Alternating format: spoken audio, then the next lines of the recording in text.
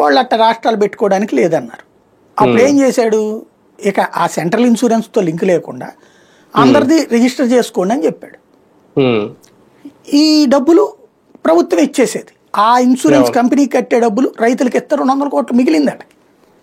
అంటే 600-700 కోట్లు అయ్యే ఖర్చు 400 కోట్లు వీళ్ళకి ఇచ్చారు రైతులకి. తద్వారా ఫుల్ ప్లెడ్జ్డ్ పరిహారం ఇచ్చినట్టు అయింది. సేమ్ టైం ఆ ఇన్సూరెన్స్ కంపెనీని మేపల, అట్లాగా అందులో లాభం చూశాడు, లాభం సంపాదించి పెట్టాడు రాష్ట్రాన్ని. ఇప్పుడు వీళ్ళు ఇన్సూరెన్స్ కంపెనీకి ఇస్తున్నారు. మనం లెక్కేయాల్సింది ఏంటంటే ఇన్సూరెన్స్ కంపెనీ అసలు కంటే ఎక్కువ ఇస్తుందా?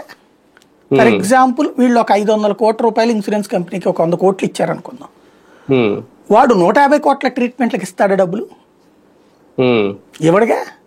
25 కోట్లు వచ్చేటప్పటికి ప్రెషర్ పెట్టడం బిగిన్ చేస్తాడు, 50 వచ్చేటప్పటికి no no no no no అంటాడు, 70 వస్తే ఇక లేదంటాడు.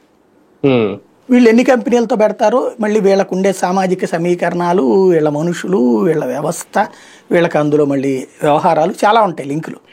సార్ ఒక రకంగా ఆరోగ్య బీమా పేరుతో ప్రభుత్వం ఏమన్నా ఈ ఆరోగ్యం మీద చేతులు ఏమైనా దులుపుకుంటుందా? అంటే వాళ్ళ మీడియా లెక్క ప్రకారం అయితే అసలు అందరికీ ఆరోగ్యం చేకూర్చే ప్రయత్నం అని నేను అంటుంది. అందుకే తొందరపడి కోయిల ముందే కూర్చొని మనం అనొద్దు, చూద్దాం.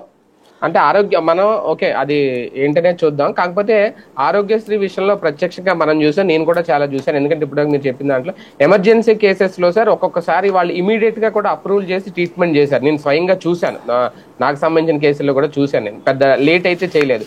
ఇప్పుడు ఆరోగ్య బీమా వచ్చేసరికి వీళ్ళే చెప్తున్నారు 6 గంటలు పడుతుందని. కొన్ని ఎమర్జెన్సీ కేసెస్ ఇప్పుడు హార్ట్ స్ట్రోక్లు ఎలా ఉంటాయి, వాళ్ళకి అంత టైం ఉండదు. అలాంటప్పుడు ఇప్పుడు రేజ్ అవుతున్న డౌట్ ఇదే, అలాంటి సిచ్యువేషన్స్ లో రేపొద్దున్న ఇబ్బంది అయితే ఏంటి, చేతులు ఎత్తేస్తారా? ఇప్పుడు మీరు 2.5 లక్షలు ఇచ్చేది వాళ్ళకి పర్సనల్ గా కొన్ని పాలసీలు ఉంటాయి సార్, దీని మీద ఆధారపడే వాళ్ళు ఆ స్థాయిలో కొంచెం తక్కువ మంది ఉంటారు. ఇప్పుడు 4,000 రూపాయలు 6,000 కడితే ఏడాదికి అయ్యో రకరకాల ఐసీఐసీ, లాంబార్డ్ ఇలా రకరకాల ఇన్సూరెన్స్లు ఉన్నాయి, దాంట్లో కూడా ఉంటారు, దాన్ని క్లెయిమ్ చేసుకుంటారు అవసరం అయితే. కానీ ఇక్కడ పేదల విషయానికి వచ్చేసరికి వాళ్ళకి ఆ ఛాన్స్ ఉండదు. ఈ ఆరోగ్యశ్రీ అనేది పోయింది అంటే ఇంక ఏంటి పరిస్థితి అనేది ఆ భయం, దాన్ని ఎలా సార్ట్ అవుట్ చేస్తుంది ప్రభుత్వం? అదే నేను అంటుంది, అది రేపు పొద్దున ఆచరణలో చూస్తే తప్పించి తెలియదు అంటున్నా. వాళ్ళ ఉద్దేశం అయితే చాలా గొప్ప ఉద్దేశం అని చెప్తున్నారు, ఆచరణలో చూడాలి మనం. ఒక 6 నెలలు చూస్తే మీరు అన్నట్టు యాక్సిడెంట్ అయింది, వీళ్ళ అప్రూవల్ కోసం ఆగాల, ఇమీడియట్ ట్రీట్మెంట్ ఇవ్వాలా, యాజ్ పర్ నామ్స్ ఇమీడియట్